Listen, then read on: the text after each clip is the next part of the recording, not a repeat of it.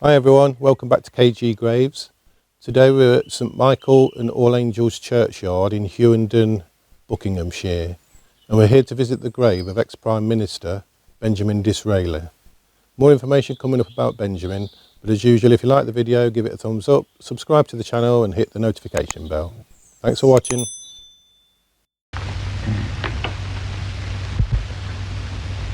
The basis of English society is equality. But here let us distinguish. There are two kinds of equality. There is the equality that levels and destroys, and the equality that elevates and creates.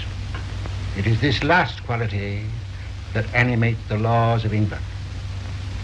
The principle of the first equality is that no one should be privileged. The principle of English equality is that everyone should be privileged. Thus, the meanest subject of our king is born to great and important privileges. An Englishman, however humble may be his birth, is born to the noblest of all inheritances, the equality of civil rights.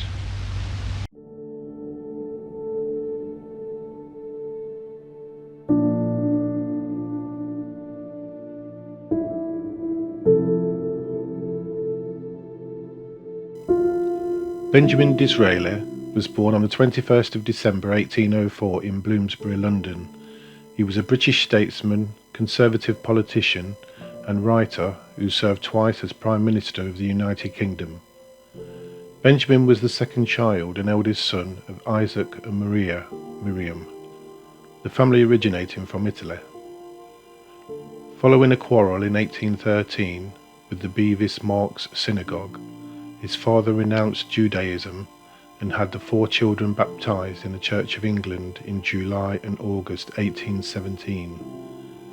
Benjamin was baptized aged 12 on the 31st of July 1817. In the same year, Benjamin attended the Higham Hill School in Walthamstow. In November 1821, shortly before his 17th birthday, he took up the position as a clerk in a firm of solicitors, Swain, Stevens, Maples, Pearce and Hunt in the City of London. Benjamin toured Belgium and the Rhine Valley with his father in the summer of 1824. On their return to England, he left the solicitors with the aim of qualifying as a barrister. Released from the law, he turned most of his attention to speculative dealing on the stock exchange. There was at the time a boom in shares in South American mining companies. With no money of his own, Benjamin borrowed money to invest. He became involved with the financier J.D. Powles, who was prominent among those encouraging the mining boom. In 1825, Benjamin wrote 3 anonymous pamphlets for Powles promoting the companies. The pamphlets were published by John Murray, who invested heavily in the boom. The bursting of the mining bubble was ruinous for Benjamin. By June 1825, he and his business partners had lost £7,000. He could not pay off the last of his debts from this debacle until 1849. He turned to writing, motivated partly by his desperate need for money. At just 23 years old, his first novel, Vivian Grey, was published anonymously in 4 volumes in 1826 to 1827. It sold well, but caused much offence in influential circles when the authorship was discovered. His next novel, The Young Duke, written in 1829-1830, financed a trip to southern Europe in 1830-1831. Although he contracted a sexually transmitted disease, on his return he felt enriched by his experiences. The impressions that it made on him were life-lasting. They conditioned his attitude towards some of the most important political problems which faced him in his later years. Benjamin wrote 2 novels in the aftermath of the tour. Contarini Fleming, 1832, which was a self-portrait, and The Wondrous Tale of Alroy, the following year, portrayed the problems of a medieval Jew. In 1834, he was introduced to the former Lord Chancellor, Lord Lyndhurst, by Henrietta Sykes, wife of Sir Francis Sykes. She was having an affair with Lyndhurst, and began another with Benjamin. In April 1835, Benjamin fought a by-election at Taunton as a Tory candidate. With Lyndhurst's encouragement, he turned to writing propaganda for his newly adopted party. His Vindication of English Constitution was published in December 1835. The following year he wrote a series of satires on politicians of the day, which he published in the Times under the pen name Runnymede. Benjamin was elected to the exclusively Tory Carlton Club in 1836 and was also taken up by the party's leading hostess, Lady Londonderry. In June 1837, William IV died. The young Queen Victoria succeeded him, and Parliament was dissolved. On the recommendation of the Carlton Club, Benjamin was adopted as a Tory parliamentary candidate at the ensuing general election. In the election of July 1837, Benjamin won a seat in the House of Commons as one of two members, both Tory, for the constituency of Maidstone. The other was Wyndham Lewis, who helped finance his election campaign and who died the following year. In the same year, Benjamin published a novel, Henrietta Temple, which was a love story and social comedy drawing on his affair with Henrietta Sykes. He had broken off the relationship in late 1836, distraught that she had taken yet another lover. His other novel of that period is Venetia, a romance based on the characters of Shelley and Byron, written quickly to raise much needed money. He made his maiden speech in Parliament on the 7th of December 1837. He was a loyal supporter of the party leader, Sir Robert Peel, and his policies. In 1839, Benjamin married Mary Ann Lewis, the widow of Wyndham Lewis.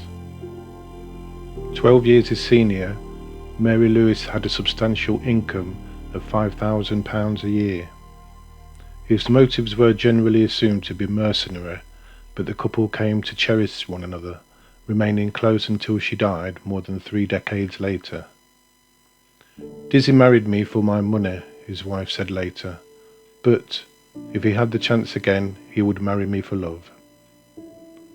Finding the financial demands of his Maidstone seat too much, he secured a Tory nomination for Shrewsbury, winning one of the constituency's 2 seats at the 1841 general election.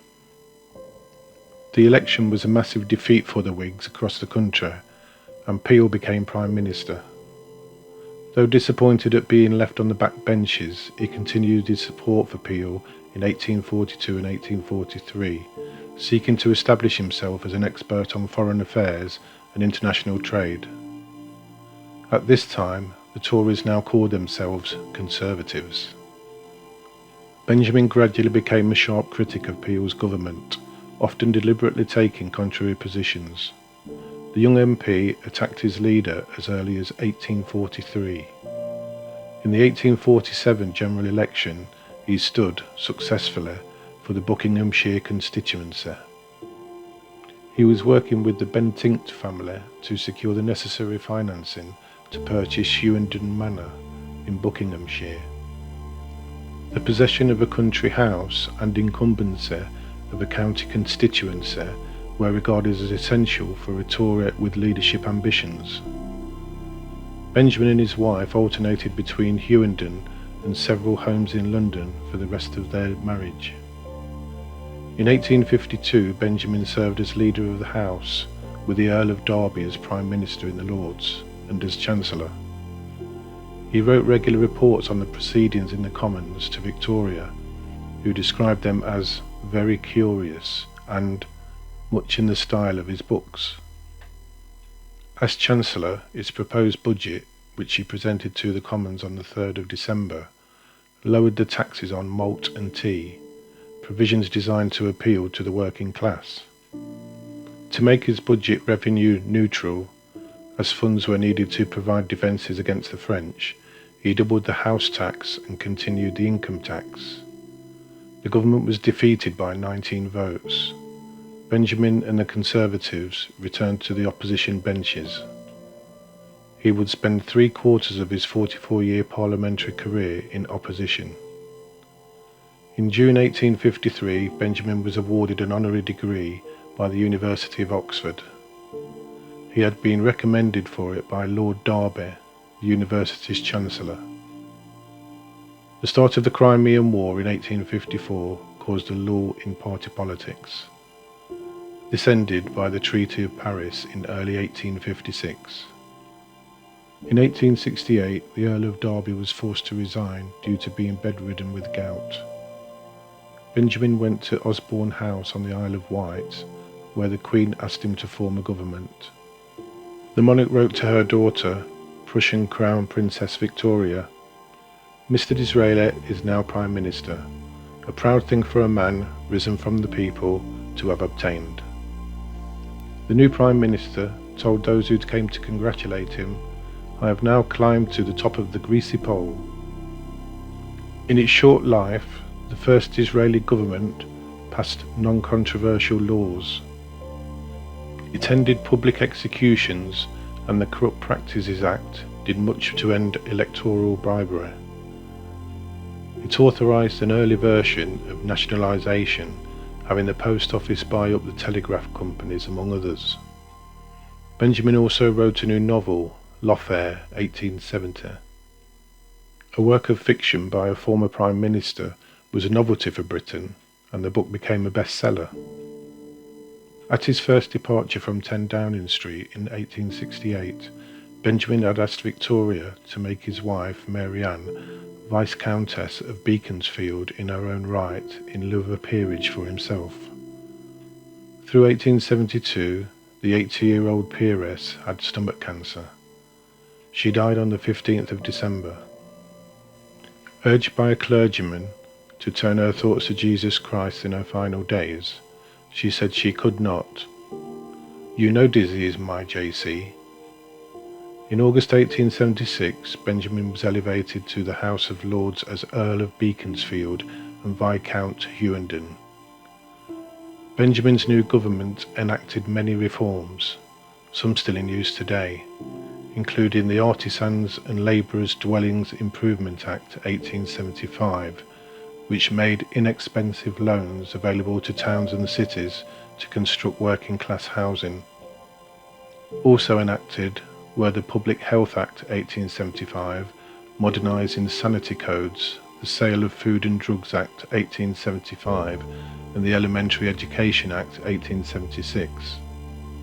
His government introduced a new Factory Act meant to protect workers, the Conspiracy and Protection of Property Act 1875, which allowed peaceful picketing, and the Employers and Workmen Act 1875 to enable workers to sue employees in the civil courts if they broke legal contracts. The Suez Canal, opened in 1869, cut weeks and thousands of miles off the sea journey between Britain and India. In 1875, approximately 80% of the ships using the canal were British. Britain had had the opportunity to purchase shares in the canal, but had declined to do so. On the 14th of November 1875, the editor of the Pall Mall Gazette, Frederick Greenwood, learnt from London banker Henry Oppenheim that Ismail Pasha, the Khedive of Egypt's government, was seeking to sell his shares in the Suez Canal Company to a French firm. Greenwood quickly told Lord Derby, the Foreign Secretary, who informed Benjamin. The Prime Minister moved immediately to secure the shares. On the 23rd of November, the Khedive offered to sell the shares for 100 million francs. Rather than seek the aid of the Bank of England, Benjamin borrowed funds from Lionel de Rothschild, who took a commission on the deal. The banker's capital was at risk as Parliament could have refused to ratify the transaction. The contract for purchase was signed at Cairo on the 25th of November and the shares deposited at the British consulate the following day.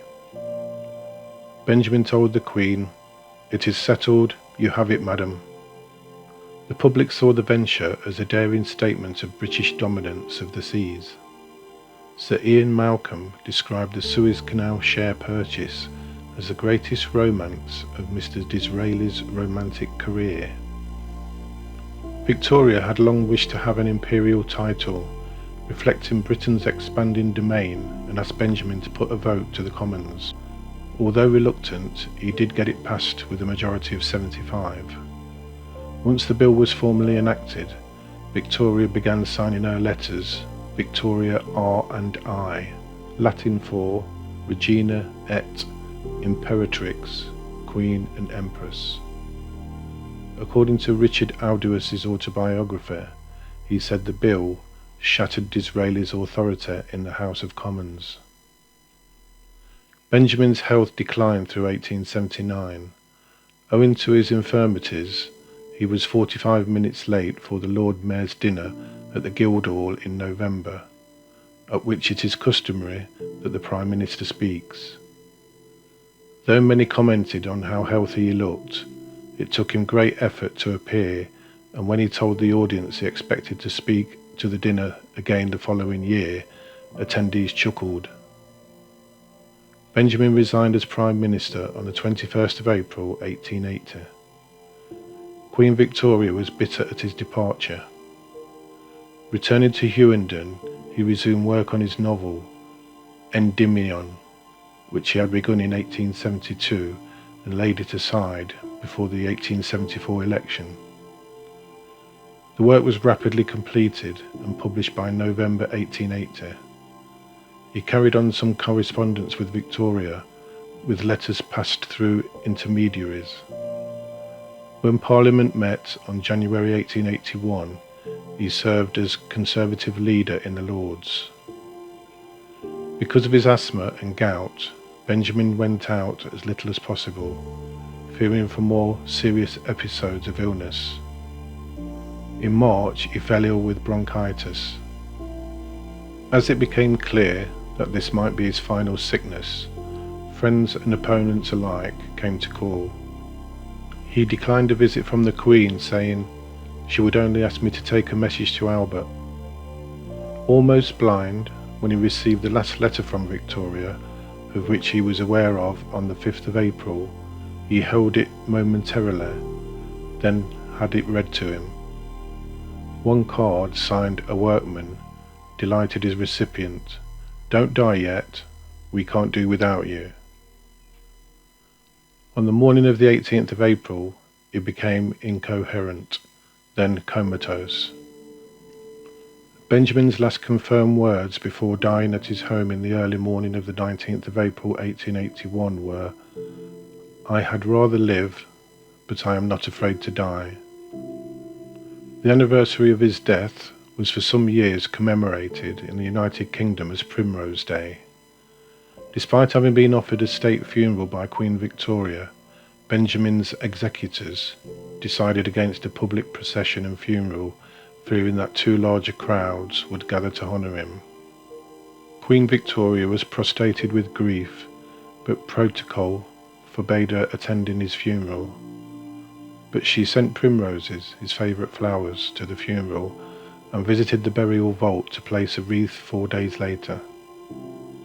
Benjamin is buried with his wife in a vault beneath the Church of St Michael's and All Angels, which stands in the grounds of his home, Hughenden Manor. There is also a memorial to him in the chancel in the church, erected in his honour by Queen Victoria. There is no doubt that Benjamin was not only a good author of many novels, but also responsible for the moulding of the Conservative Party we know today. I have only scratched the surface of his many policies, achievements and debates during his career and life here. Let's see where his grave is located.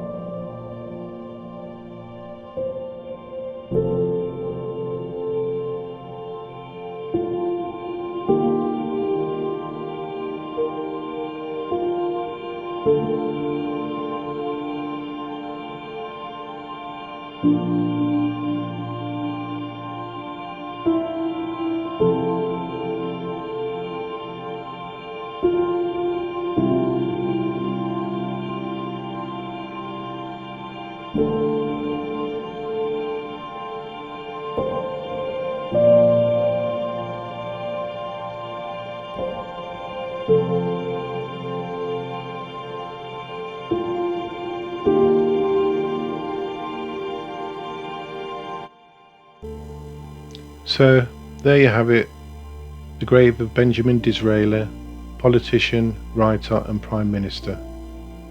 If you enjoyed watching the video, as usual, give it a thumbs up, subscribe to the channel and hit that notification bell for more videos like this. Leave any comments below and I'll reply to all of them. Thanks for watching, see you on the next one.